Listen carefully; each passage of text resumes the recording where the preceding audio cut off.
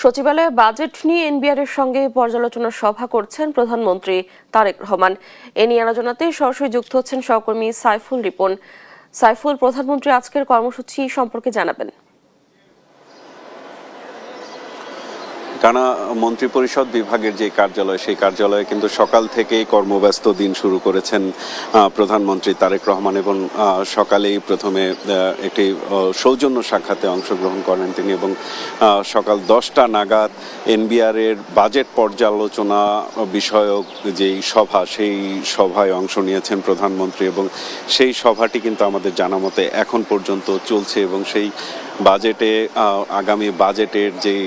লক্ষ্যমাত্রা এবং সেই লক্ষ্য অর্জনের যে করণীয় বিষয়গুলো, সেই বিষয়গুলো নিয়ে কিন্তু প্রধানমন্ত্রীকে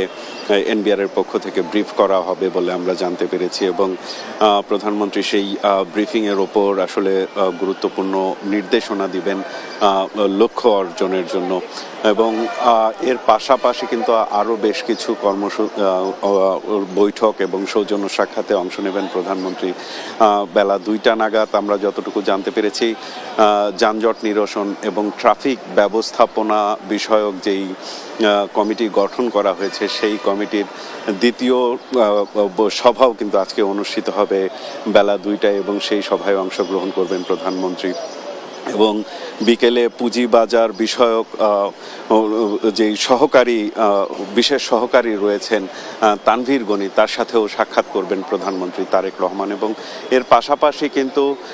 এই সরকার দায়িত্ব নেওয়ার পরে যে 180 দিনের যে কর্মসূচি নিয়েছে, বিভিন্ন মন্ত্রণালয়ের যে লক্ষ্যমাত্রা নির্ধারণ করে দেওয়া হয়েছে, সেই লক্ষ্যগুলো কতটুকু অর্জন হচ্ছে এবং সেই লক্ষ্য অর্জনে করণীয় বিষয়গুলো নিয়ে কিন্তু প্রতিনিয়ত তদারকি করছেন প্রধানমন্ত্রী তারেক রহমানের। এছাড়াও নির্বাচন পূর্ব যে বিএনপির প্রতিশ্রুতিগুলো দেয়া হয়েছিল জনগণের কাছে, সেই প্রতিশ্রুতিগুলো পূরণে একে একে কীভাবে পর্যায়ক্রমে সেগুলো প্রতিশ্রুতিগুলো পূরণ করা যায়। যদিও যুদ্ধের কারণে কিন্তু একটি বৈশ্বিক পরিস্থিতিতে